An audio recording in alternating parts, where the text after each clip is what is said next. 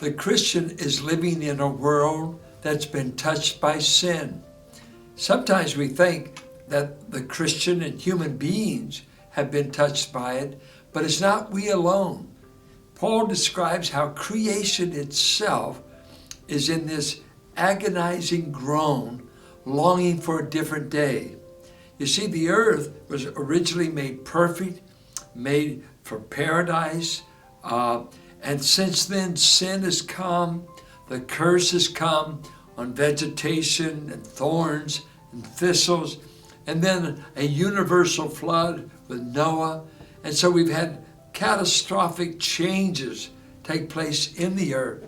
But listen to what Paul says in Romans 8:18.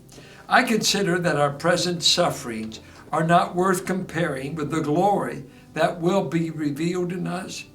For the creation waits in eager expectation for the children of God to be revealed.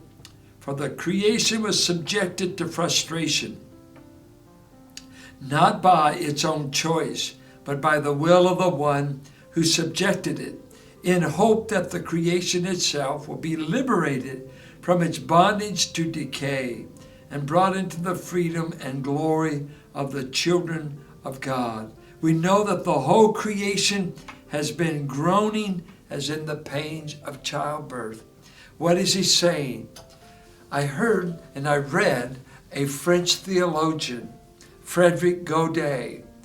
He gave this marvelous description that creation was, as it were, a bridesmaid in the Garden of Eden, watching Adam and Eve, as it were, becoming husband and wife, and in the midst of it, they watched as the bride died, because sin came, and it brought death and destruction.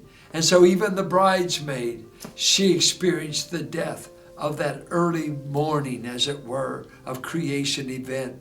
So we're living in a world that even if you have recordings of the wind of different parts of nature, you can hear the groan. You can hear the minor tone.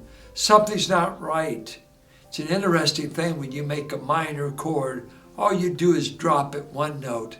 Drop the middle note, as it were, on a piano or on the guitar. Change that. A fall, you've got minor.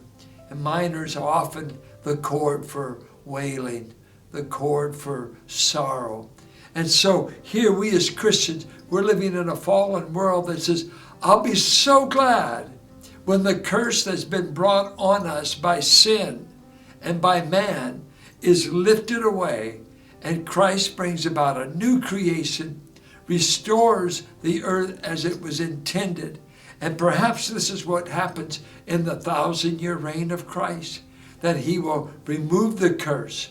He will flatten the mountains. He will take away the animosity of the lion. And he will just undo all the effects of the fall. But in the meantime, creation is seen groaning as a woman in childbirth. What a scene, groaning, longing for a better day. And so he gives us this picture that creation has an awakening day coming, that when the effects of sin are removed, it's going to be a new earth, a new heaven, and all that sin has ravished, even creation, will be changed forever. What a day that will be.